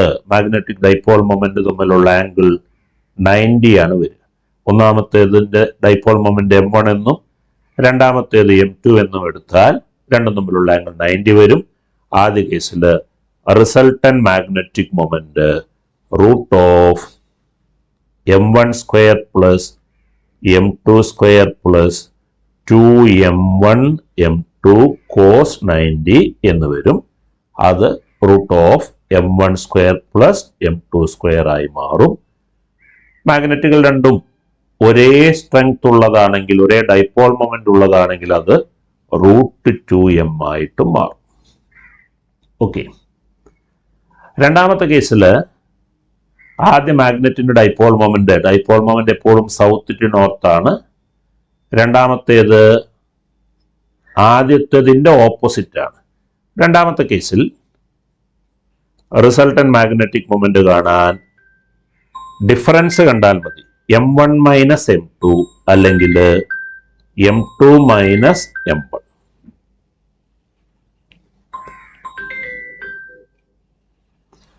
M1 minus M2 or M2 minus M1. Magnet രണ്ടും ഐഡന്റിക്കൽ ആണെങ്കിൽ റിസൾട്ടന്റ് 0 വരും. ഇനി മൂന്നാമത്തെ ഫിഗറിൽ നമ്മൾ ശ്രദ്ധിച്ചാൽ ഒന്നാമത്തെ മാഗ്നറ്റിന്റെ dipole moment south to north, രണ്ടാമത്തേതിന്റെ dipole moment south to north, രണ്ടും തമ്മിലുള്ള ആംഗിൾ 30 ആണ്. അപ്പോൾ ഈ ഇക്വേഷനിൽ കോസ് 90 എന്ന് നേരത്തെ കൊടുത്തതിന് പകരം കോസ് 30 എന്ന് കൊടുത്ത് സിംപ്ലിഫൈ ചെയ്യണം. ഇനി നാലാമത്തെ ഫിഗറിൽ ഡൈപോൾ മൊമെന്റുകൾ തമ്മിലുള്ള ആംഗിൾ 60 ആയിട്ട് എടുക്കണം. റിസൾട്ടന്റ് മാഗ്നറ്റിക് മൊമെന്റ് കണ്ടെത്താൻ ആദ്യത്തെ ഇക്വേഷൻ തന്നെയാണ് കോസ് 60 എന്നെടുക്കണം. ഓക്കെ. പണ്ടൊരു കാലത്ത് ചോദിച്ച ചോദ്യം, ഇങ്ങനെ ഈ 4 ഫിഗർ കൊടുത്തിട്ട് ഏത് ഓറിയന്റേഷനിലാണ് റിസൾട്ടന്റ് മാഗ്നറ്റിക് മൊമെന്റ് മാക്സിമം വരുന്നത്, അല്ലെങ്കിൽ ഏത് ഓറിയന്റേഷനിലാണ് റിസൾട്ടന്റ് മാഗ്നറ്റിക് മൊമെന്റ് മിനിമം വരുന്നത് എന്നാണ് ചോദിച്ചത്. ഓരോ കേസിലെയും മാഗ്നറ്റിക് മൊമെന്റ് നമ്മൾ കണ്ടെത്തണം. അത് മാഗ്നറ്റ് ഐഡന്റിക്കൽ ആയിട്ടുള്ളതും ചോദിക്കാം, ഐഡന്റിക്കൽ അല്ലാത്തതും ചോദിക്കാം. ഇതാണ് general equation. Root of M1 square plus M2 square plus 2M1 M2 cos theta. ആ തീറ്റ എന്നുള്ളത് രണ്ട് മാഗ്നറ്റിന്റെ ഡൈപോൾ മൊമെന്റുകൾ തമ്മിലുള്ള ആംഗിൾ ആണ്. ഡൈപോൾ മൊമെന്റ് സൗത്തിൽ നിന്ന് നോർത്തിലേക്കാണ് എന്ന ഓർമ്മ വേണം. ആ ജനറൽ ഇക്വേഷനിൽ ഓരോ ഫിഗറിലെയും ഡൈപോൾ മൊമെന്റുകൾ തമ്മിലുള്ള ആംഗിളിന്റെ വാല്യൂ സബ്സ്റ്റിറ്റ്യൂട്ട് ചെയ്താൽ ഓരോ ഓറിയന്റേഷനിലെയും റിസൾട്ടന്റ് മാഗ്നറ്റിക് മൊമെന്റ് കിട്ടും. അങ്ങനെ കിട്ടിക്കഴിഞ്ഞാൽ ഏതാണ് കൂടുതൽ ഏതാണ് കുറവ് എന്നുള്ളത് നിഷ്പ്രയാസം മനസ്സിലാക്കാൻ പറ്റും. അത് തന്നെ രണ്ട് മാഗ്നറ്റ് ഐഡന്റിക്കൽ ആയിട്ടുള്ളതും ചോദിക്കും, ഐഡന്റിക്കൽ അല്ലാത്തതും ചോദിക്കും. ഐഡന്റിക്കൽ ആയതാണെങ്കിൽ M1നും M2നും ഒരേ വാല്യൂ കൊടുക്കണം. ഐഡന്റിക്കൽ അല്ലെങ്കിൽ ചോദ്യത്തിലുള്ള M1ന്റെ വാല്യൂവും M2ന്റെ വാല്യൂവും ഉപയോഗിക്കണം. ഓക്കെ.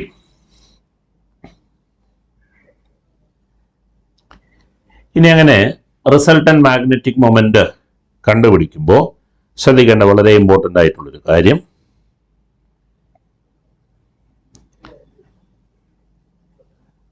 റിസൾട്ടന്റ് മാഗ്നറ്റിക് മൊമെന്റ് കണ്ടെത്താൻ നമ്മൾ നേരത്തെ മനസ്സിലാക്കി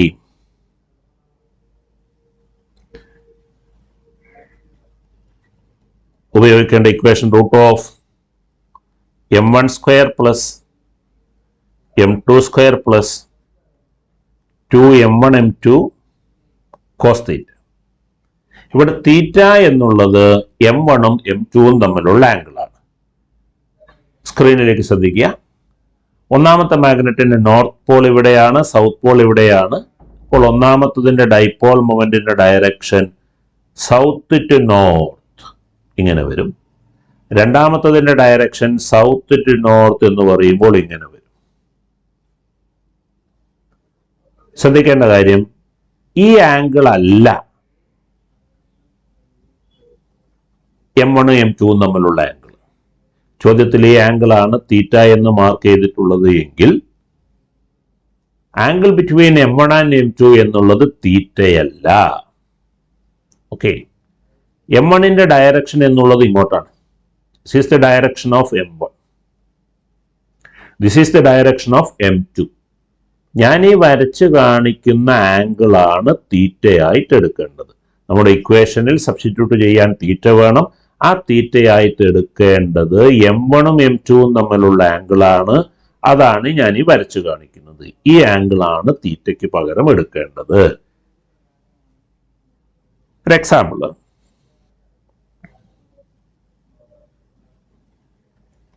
ഈ ആംഗിൾ 60 ഡിഗ്രി തന്നാൽ, ഈ ആംഗിൾ 60 ഡിഗ്രി തന്നു എന്ന് കരുതുക. നമ്മൾ രണ്ട് മാഗ്നറ്റിന്റെ പൊളാരിറ്റി നോക്കിയിട്ട് വേണം M1ന്റെയും M2ന്റെയും ഡയറക്ഷൻ കണ്ടുപിടിക്കാൻ. M1ന്റെ ഡയറക്ഷൻ ഇങ്ങനെ, M2ന്റെത് ഇങ്ങനെ കിട്ടി. ഈ ആംഗിൾ 60 ആണെങ്കിൽ ഇവിടെ ഉപയോഗിക്കേണ്ട തീറ്റയുടെ വാല്യൂ 180 മൈനസ് 60 ആയിരിക്കും. ഈ മൊത്തം ആംഗിൾ 180, 180യിൽ നിന്നും 60 മൈനസ് ചെയ്താൽ ഓക്കെ. നേരെ മറിച്ച് ഫസ്റ്റ് മാഗ്നറ്റ് അതിന്റെ ഡൈപോൾ മൊമെന്റ് ഇങ്ങനെ ഇങ്ങോട്ട്, സെക്കൻഡ് മാഗ്നറ്റ് അതിന്റെ ഡൈപോൾ മൊമെന്റ് ഇങ്ങനെ ഇങ്ങോട്ട്. ഈ ആംഗിൾ 60 ഡിഗ്രി തന്നാൽ M1ഉം M2ഉം തമ്മിലുള്ള ആംഗിൾ ആണ് 60 ഡിഗ്രി. 60 ആണ് തീറ്റയ്ക്ക് പകരം ഉപയോഗിക്കേണ്ടത്. ഇങ്ങനെയാണെങ്കിൽ 60 അല്ല, 180 മൈനസ് 60 ആണ്. M1ന്റെ ഡയറക്ഷനും M2ന്റെ ഡയറക്ഷനും തമ്മിലുള്ള ആംഗിൾ, M1ന്റെ ഡയറക്ഷൻ ഒന്നാമത്തെ മാഗ്നറ്റിന്റെ സൗത്തിൽ നിന്നും നോർത്തിലേക്ക് ലൈൻ വരയ്ക്കുക. M2ന്റെ ഡയറക്ഷൻ രണ്ടാമത്തെ മാഗ്നറ്റിന്റെ സൗത്തിൽ നിന്നും നോർത്തിലേക്ക് ലൈൻ വരയ്ക്കുക. ആ രണ്ട് ലൈനുകൾ തമ്മിലുള്ള ആംഗിൾ ആണ് ഡൈപോൾ മൊമെന്റുകൾ തമ്മിലുള്ള ആംഗിൾ. ഓക്കെ.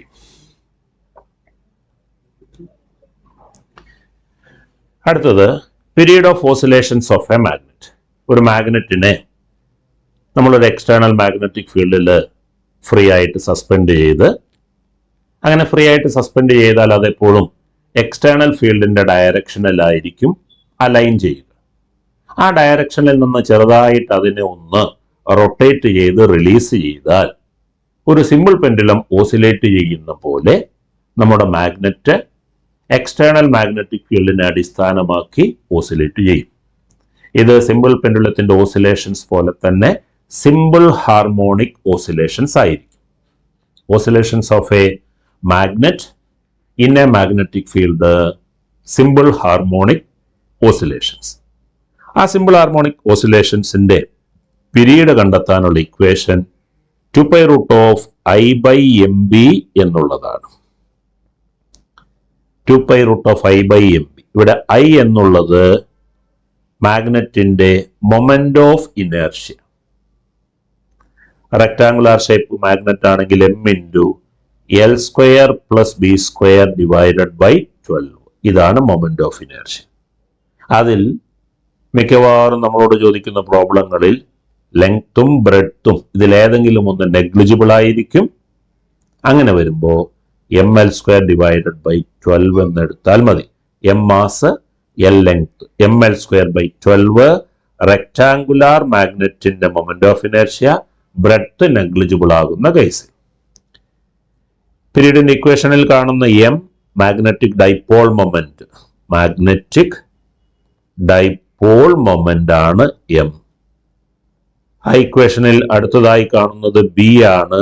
b എന്നുള്ളത് ഏത് മാഗ്നറ്റിക് ഫീൽഡിലാണോ ഈ മാഗ്നറ്റ് ഓസിലേറ്റ് ചെയ്യുന്നത് ആ മാഗ്നറ്റിക് ഫീൽഡിന്റെ strength of external magnetic field.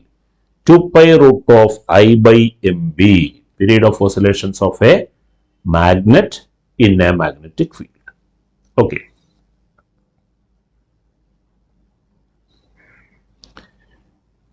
അടുത്തത് മാഗ്നറ്റൈസേഷൻ ആണ്. ഒരു മാഗ്നറ്റിക് സബ്സ്റ്റൻസിനെ മാഗ്നറ്റ് ആക്കി മാറ്റുന്ന പ്രോസസ്സിന് പറയുന്ന പേരാണ് മാഗ്നറ്റൈസേഷൻ. അയേൺ എടുത്താൽ അയേൺ പീസ്. അയേൺ ഒരു മാഗ്നറ്റ് അല്ല, അതൊരു മാഗ്നറ്റിക് സബ്സ്റ്റൻസ് ആണ്. ഒരു അയേൺ പീസ് എടുത്ത് അതിൽ കോപ്പർ വയർ വൈൻഡ് ചെയ്ത്, കോപ്പർ വയർ ചുറ്റിവെച്ച് ആ കോപ്പർ വയറിലൂടെ കറണ്ട് കടത്തിവിട്ടാൽ നമ്മുടെ അയേൺ പീസ് മാഗ്നറ്റായി മാറും. അതല്ലെങ്കിൽ ഒരു അയേൺ പീസ് എടുത്ത് മറ്റൊരു മാഗ്നറ്റിന് അടുത്ത് കൊണ്ടുവച്ചാൽ നമ്മുടെ അയേൺ പീസ് മാഗ്നറ്റായി മാറും. അങ്ങനെ ഒരു മാഗ്നറ്റിക് സബ്സ്റ്റൻസിനെ മാഗ്നറ്റാക്കി മാറ്റുന്ന പ്രോസസ്സിന് പറയുന്ന പേരാണ് magnetisation. Process of converting A magnetic substance into A magnet is magnetisation. അടുത്തത് ഇന്റൻസിറ്റി ഓഫ് മാഗ്നറ്റൈസേഷൻ ആണ്. അങ്ങനെ നമ്മൾ മാഗ്നറ്റൈസേഷൻ നടത്തുമ്പോൾ ആ മാഗ്നറ്റിക് സബ്സ്റ്റൻസ് മാഗ്നറ്റായി മാറും. മാഗ്നറ്റായി മാറും എന്ന് പറഞ്ഞാൽ അതിലൊരു ഡൈപോൾ മൊമെന്റ് ഉണ്ടാകും. മാഗ്നറ്റായി മാറുന്നു മീൻസ് മാഗ്നറ്റിക് ഡൈപോൾ മൊമെന്റ് ഉണ്ടാകുന്നു എന്നാണ്. അങ്ങനെ ഉണ്ടായ മാഗ്നറ്റിക് ഡൈപോൾ മൊമെന്റിനെ മാഗ്നറ്റൈസേഷൻ നടത്തുമ്പോൾ ഉണ്ടായ മാഗ്നറ്റിക് ഡൈപോൾ മൊമെന്റിനെ ആ മാഗ്നറ്റിന്റെ വോളിയം കൊണ്ട് ഡിവൈഡ് ചെയ്താൽ കിട്ടുന്ന ക്വാണ്ടിറ്റിക്കാണ് ഇന്റൻസിറ്റി ഓഫ് മാഗ്നറ്റൈസേഷൻ എന്ന് പറയാറ്. Magnetic dipole moment divided by volume. Magnetic dipole മൊമെന്റിന് നമുക്ക് പോൾ സ്ട്രെങ്ത് ഇൻറ്റു ലെങ്ത് എന്ന് വിളിക്കാം. വോളിയത്തിന് നമുക്ക് ഏരിയ ഇൻറ്റു ലെങ്ത് എന്ന് വിളിക്കാം. അങ്ങനെ വിളിക്കുമ്പോൾ രണ്ട് ലെങ്ത്തുകൾ ക്യാൻസൽ ആയിപ്പോയി. Pole strength divided by area എന്ന് കിട്ടും. ഇന്റൻസിറ്റി ഓഫ് മാഗ്നറ്റൈസേഷൻ ക്യാപിറ്റൽ എന്നുള്ള സിമ്പൽ കൊടുത്താൽ അത് മാഗ്നറ്റിക് മൊമെന്റ് ബൈ വോളിയമാണ്. Pole strength divided by area of cross സെക്ഷനുമാണ്. ഇനി അതിന്റെ യൂണിറ്റ് നോക്കിയാൽ ഇന്റൻസിറ്റി ഓഫ് മാഗ്നറ്റൈസേഷന്റെ units magnetic moment ampere metre square, volume metre cube. Metre ക്യൂബും മീറ്റർ സ്ക്വയറും ക്യാൻസൽ ചെയ്താൽ ആംബിയർ പെർ മീറ്റർ എന്ന് വരും. മാഗ്നറ്റിക് ഡൈപോൾ മൊമെന്റ് കറന്റിന്റെ ഏരിയ ആംബിയർ മീറ്റർ സ്ക്വയർ. അതിന്റെ ഡയമെൻഷൻ നോക്കിയാൽ, ഏതിന്റെ ഡയമെൻഷൻ നോക്കിയാൽ, ഇന്റൻസിറ്റി ഓഫ് മാഗ്നറ്റൈസേഷന്റെ ഡയമെൻഷൻ നോക്കിയാൽ magnetic dipole moment AL square divided by volume L cube AL raise to -1. Okay, magnetic dipole moment divided by volume, it is called intensity of magnetisation.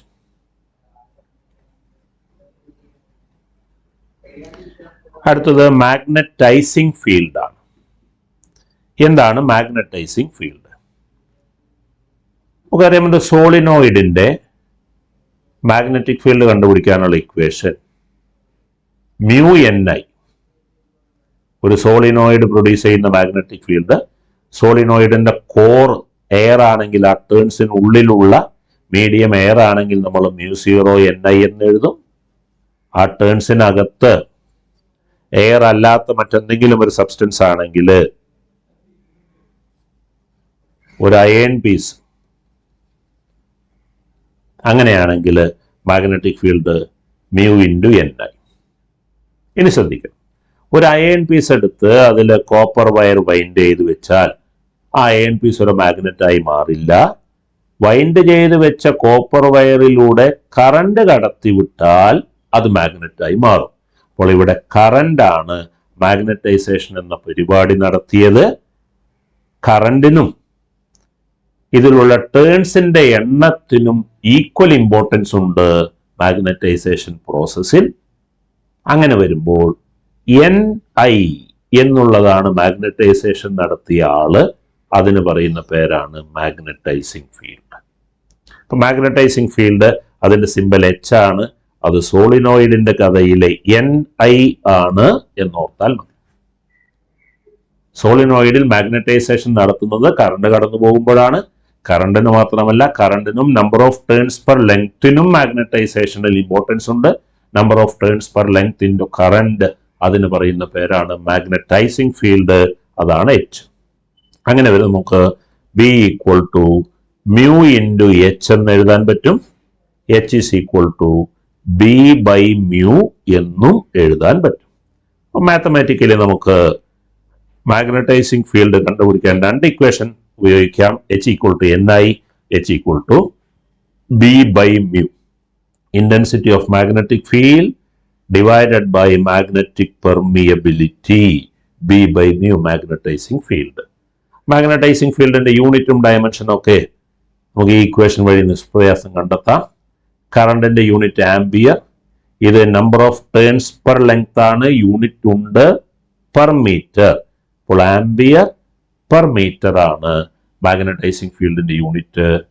AL⁻⁻1 എന്നുള്ളതാണ് അതിന്റെ dimension.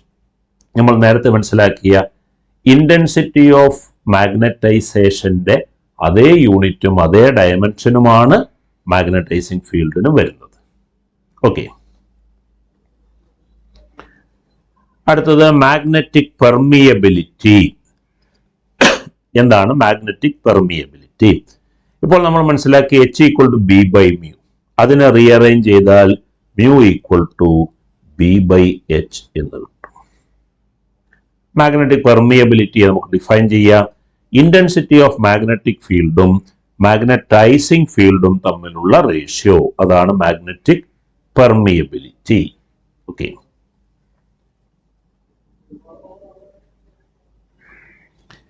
അടുത്തത് relative permeability. Relative permeability എന്ന് പറഞ്ഞാൽ μr എന്നാണ് symbol. ഒരു മീഡിയത്തിന്റെ പെർമിയബിലിറ്റിയെ എയറിന്റെ permeability കൊണ്ട് divide ചെയ്തത്, അതാണ് റിലേറ്റീവ് പെർമിയബിലിറ്റി. റിലേറ്റീവ് പെർമിയബിലിറ്റിക്ക് യൂണിറ്റോ ഡയമെൻഷനോ കാണില്ല, അതൊരു നമ്പർ മാത്രമായിരിക്കും. Relative permeability. അടുത്തത് മാഗ്നറ്റിക് സസെപ്റ്റിബിലിറ്റി. മാഗ്നറ്റിക് പെർമിയബിലിറ്റി നമ്മൾ മനസ്സിലാക്കി, ബിയും എച്ചും തമ്മിലുള്ള ratio, B/H magnetic permeability. Magnetic susceptibility കൈ എന്നാണ് അതിന്റെ സിമ്പൽ, കൈ. അത് മാത്തമാറ്റിക്കലി എമ്മും എച്ചും തമ്മിലുള്ള ratio, M/H. Intensity of magnetisation divided by magnetising field, ആ റേഷ്യോ ആണ് മാഗ്നറ്റിക് സസെപ്റ്റിബിലിറ്റി. സിമ്പലാണ് കൈ. അതിന് യൂണിറ്റും ഉണ്ടാവില്ല, ഡയമെൻഷനും ഉണ്ടാവില്ല. കാരണം എമ്മിനും എച്ചിനും ഇന്റൻസിറ്റി ഓഫ് മാഗ്നറ്റൈസേഷനും മാഗ്നറ്റൈസിംഗ് ഫീൽഡിനും ഒരേ യൂണിറ്റ് ആണ്, ഒരേ ഡയമെൻഷനാണ്. അപ്പോൾ ഈ രണ്ടു പേരും യൂണിറ്റ്ലെസ്, ഡയമെൻഷൻലെസ് ക്വാണ്ടിറ്റികളാണ്. ഇവ നമ്പറുകൾ മാത്രമാണ്, യൂണിറ്റോ ഡയമെൻഷനോ ഇല്ലാത്ത നമ്പറുകൾ. റിലേറ്റീവ് പെർമിയബിലിറ്റിയും അതുപോലെ മാഗ്നറ്റിക് സസെപ്റ്റിബിലിറ്റിയും. ഇനി ഇത് രണ്ടും തമ്മിലുള്ള റിലേഷൻ ഇതാണ്, μr ഈക്വൽ ടു 1 പ്ലസ് കൈ. സസെപ്റ്റിബിലിറ്റിയോടുകൂടി 1 ആഡ് ചെയ്താൽ നമുക്ക് റിലേറ്റീവ് പെർമിയബിലിറ്റി കിട്ടും. ഓക്കെ, ഇനി മറ്റൊരു relation, intensity of magnetic field is equal to μ0 into M plus H. Intensity of magnetic field, intensity of magnetization, magnetizing field, ഇവ തമ്മിലുള്ള റിലേഷനാണ് B equal to μ0 into M plus H എന്നുള്ളത്. Okay,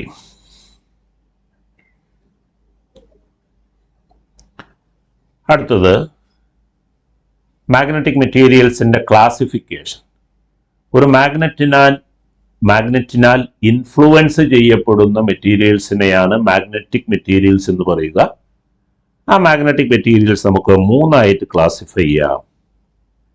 ferromagnetic, paramagnetic, diamagnetic.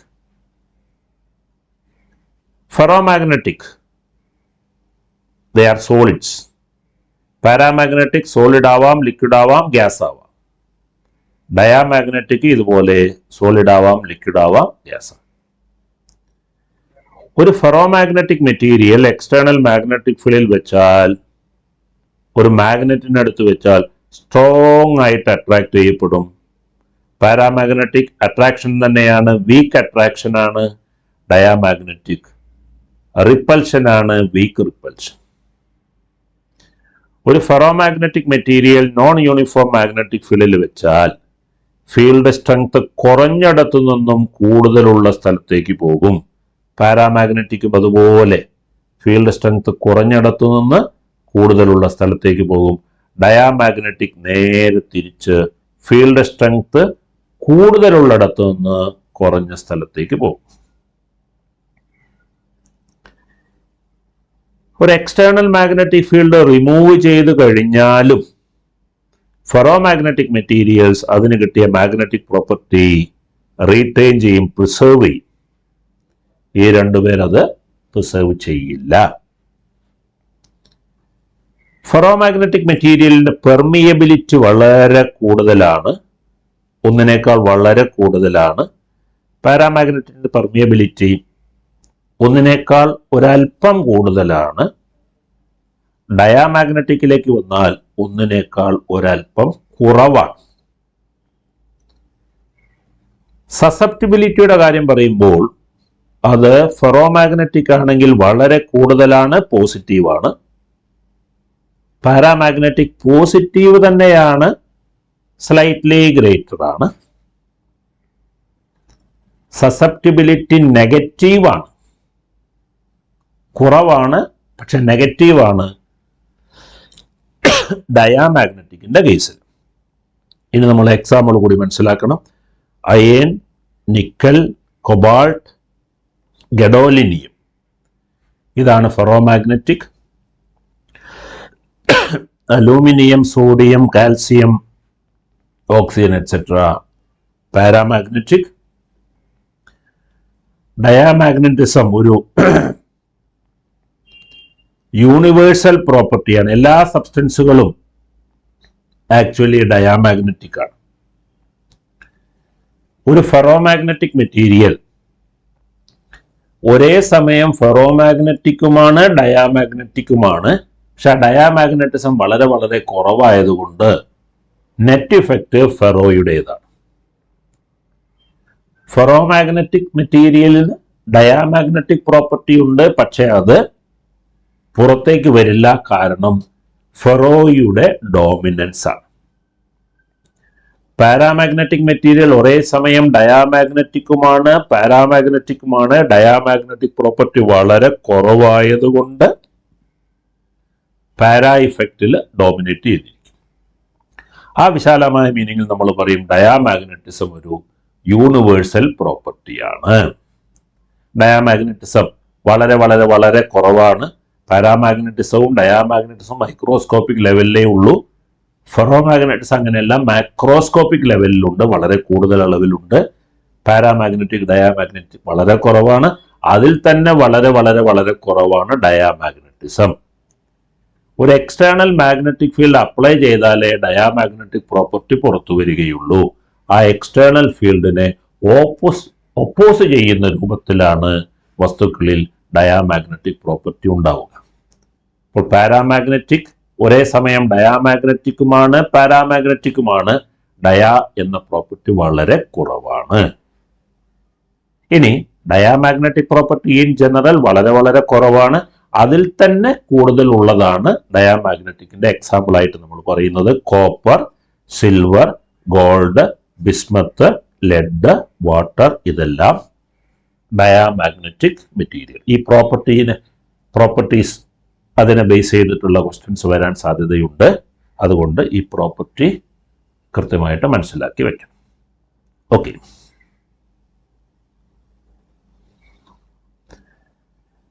അടുത്തത് behaviour of magnetic material in a magnetic field.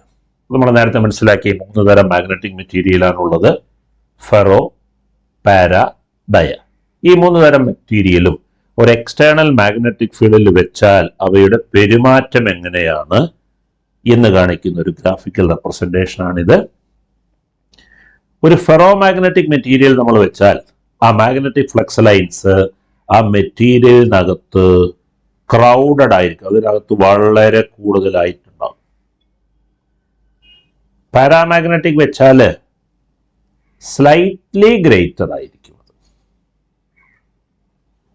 Paramagnetic material വെച്ച സ്ഥലത്തുള്ള flux lines ആ material വെക്കുന്നതിന് മുന്നേ ഉള്ള ഫ്ലക്സ് ലൈൻസിനേക്കാൾ ഒരല്പം കൂടുതലായിരിക്കും.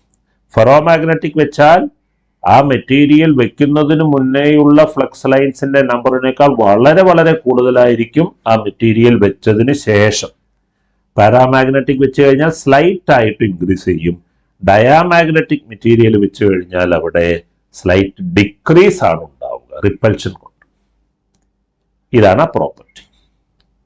ഓക്കെ.